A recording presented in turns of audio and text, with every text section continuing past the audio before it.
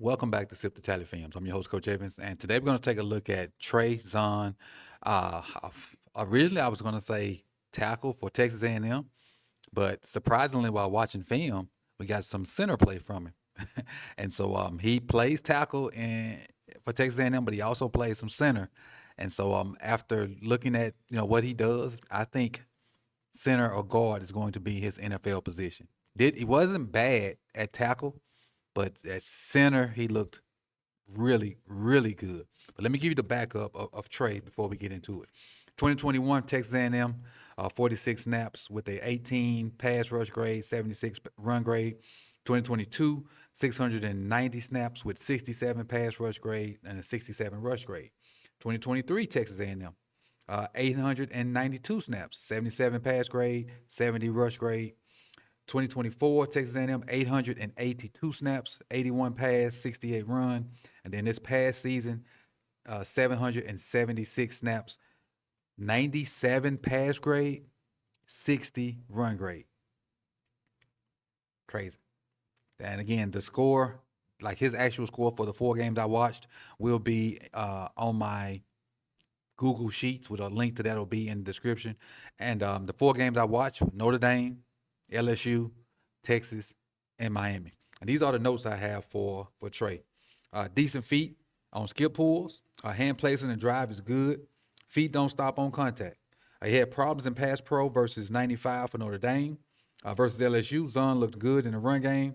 Uh, Loved the leg drive and the hand placement versus LSU. Athletic LBs are a problem for him on second level. Played some center for Texas. And this is when the film got good for me, when I saw him playing center.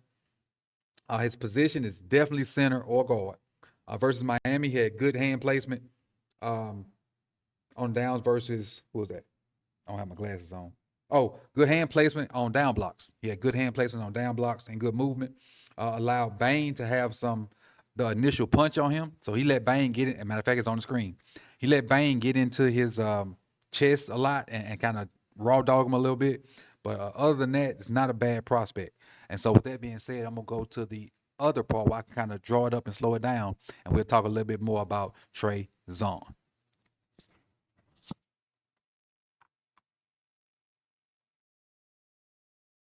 All right, let's take a look at some of his film real quick. We'll do about 10 plays real quick. This is versus Notre Dame. You see his hands inside where they need to be. Getting a little push right there, but the feet stop. And when the feet stop, that's when the Notre Dame defender starts to win a little bit. You got to keep the feet churning. So now he tries to go back to the feet churning. Your feet and your hands got to work together. They got to. This is what I love. To be 6'6", 319, skip pulling and looking this fluid. I like that. I like that. But then you get on second level and he makes initial contact, but then he loses quick. That's what I said about those athletic guys. He really has a problem with them. Regular athletes, regular non-super freak athletes, he can kind of hold them, but the real athletic guys, they create a real problem for him. He don't have a plan for him. Like this one right here, guy got in his chest. But the thing is, he don't give up the fight, and his left arm is in the wrong spot. But there's no way he can get it inside without giving up that right arm. So he just fights to the whistle, and he gets a little finish. I wouldn't necessarily call it a pancake. I definitely call it a knockdown, but not necessarily a pancake. And that's a good job of adapting. Got to be able to adapt as a coach and a player on the fly. Now, right here, this is example of the athletic freaks he having a problem with. He kicks set really fast. Dude hits him with a pop and gets inside of him.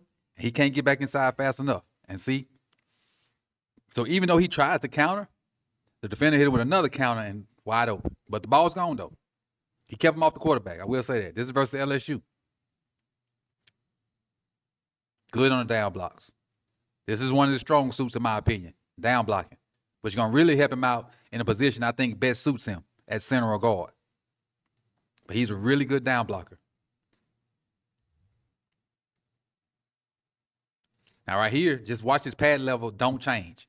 You get kind of like a bull rush or a long arm, you got to drop your anchor and stop this bull rush. If you look at the little logo on his right hip, it never goes down. It stays at the same height. And you see him get pushed all the way back into the lap of the quarterback because he never drops that anchor.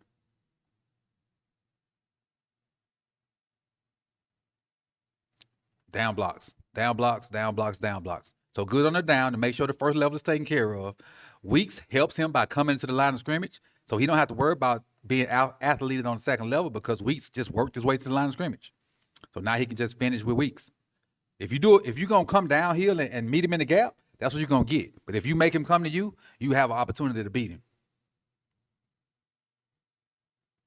Down blocks. Look at the down block right here on number 88. Look at the gap.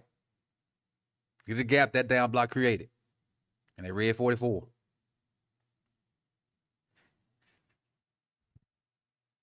Like I said, I love his pulling. He's a natural puller. He's not a lumberer. He's a runner. He's a mover. He's a runner. He's a track star. It's versus Texas. Now, that same move that the LSU guy beat him with, this guy from Texas ain't as athletic. And you see the quick set by Zaun. Then the dude tries to do the same exact move as the LSU guy, and he gets back inside on him. So he learn from mistakes, or Ford just ain't as athletic as the other guy. Now he's at center. Love him at center. Love him at center, which I think, center or guard is probably gonna be his NFL position.